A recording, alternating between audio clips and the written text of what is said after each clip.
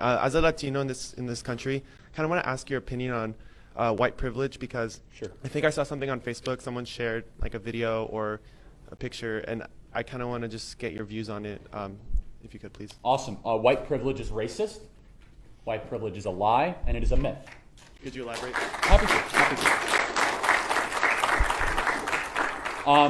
White privilege is racist. Let's go through it. As soon as you begin to categorize certain individuals based on skin color, that in of an essence is racism. It is. If you say, oh, you're privileged because of your skin color, are you kidding me? I mean, you don't know about my background or my upbringing. All of a sudden you're generalizing an entire group of people just based on their skin color. That is racism. The definition of racism is putting a specific definition onto a group of people based on their skin color, a prejudice just based on their skin color. That is racism, whether it's a good prejudice or a bad prejudice. That is racism. Is it a lie? Absolutely it's a lie. Now, have Caucasian Americans generally done better over the last, 100 years? Yeah, that's correct. But there's also other communities that have done much better. Asian Americans, for example. I never hear about Asian American privilege. Asian Americans are the wealthiest, most productive, least likely to commit crimes members of the American community. Where's their privilege? Is their privilege based in skin color? Absolutely not. There's privilege based in making good choices.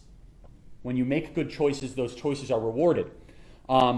Asian Americans entered mostly in the 1940s and 50s fleeing communism and Marxism. By doing so, they came into the American community widely discriminated against. In fact, if you ask your grandparents what they think of people from Asia, they won't say very nice things, especially your great-grandparents if they're still alive. They made very good choices. They did the three things you need to do to stay out of poverty in America, according to Ben Shapiro, which is you got to graduate high school, get a job, and get married before you have kids. And over the last 60, 70 years, they are by far the richest group that you can point to based on race in America, by far. So here's the perplexing thing, is that I said it's racist, and it's a lie. What else did I say about it? I said something else.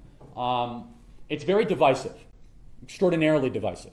Because if you're going to start to categorize people just based on their skin color, then they're nothing more than that racial group. They're not an individual.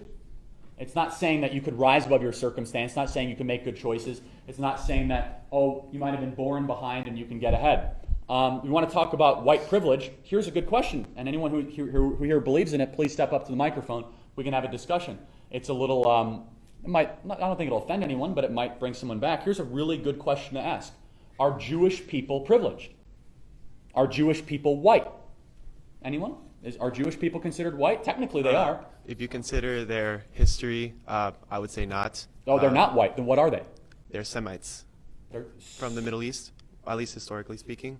Okay, so we don't have that as a box to check on the U.S. Census Bureau. I think there should be. Okay, so they should be Semites. Okay. Well, not Semites, but well, I mean that is the technical definition. But for lack of a better term, they are considered white.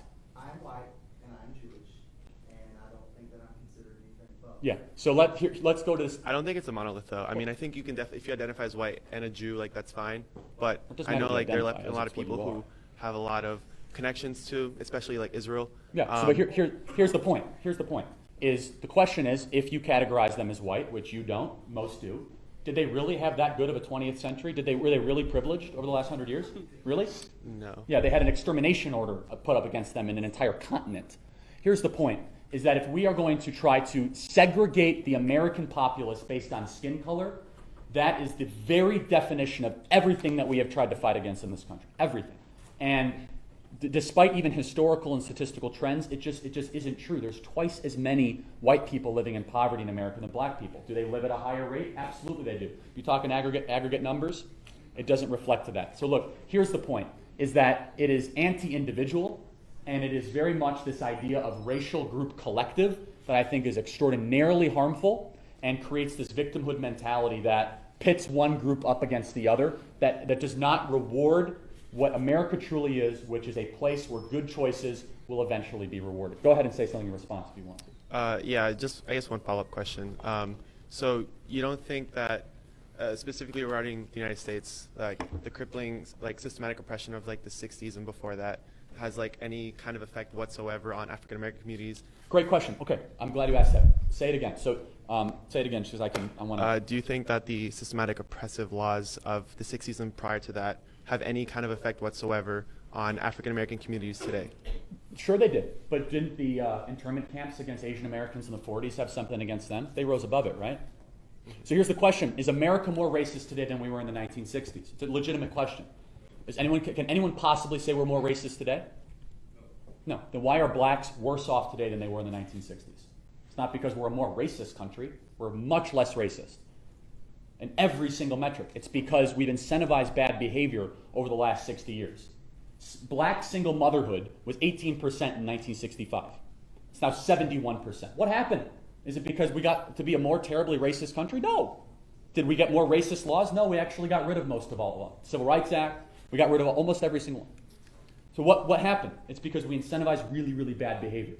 We said to single mothers, go ahead, have kids, and we'll give you a check every single month. But don't get married. As soon as you get married, you lose the check. We put African Americans in urban areas and housing projects that, again, incentivize bad behavior. And that was the advancement of the American welfare scheme. Also coupled with failing public schools, run mostly by teacher unions that were not properly incentivized to try to get the people out of poverty that were very much in. By every single metric, African Americans are worse off today than they were in the 1960s, with crime, prison rates, single motherhood, employment, wealth capita, everything. And there's only one possible explanation for that. It's not that America got more institutionally racist, not any of that stuff. It's that there was a set of policies put forth by one president and continually supported by entire political party to keep a whole segment of the population poor and routinely voting Democrat. And that's Lyndon Baines Johnson and the American Democrat Party, which I think completely punished it. So if you want to talk about systemic oppression and racism, there's lots of other examples of ethnic groups that went through that too. If that's the card you want to play, it does not couple. Almost every single one except African Americans and Native Americans have not rose above it statistically. And the only thing they have in common is absolute total government interference and involvement in their life. Go, follow-up question?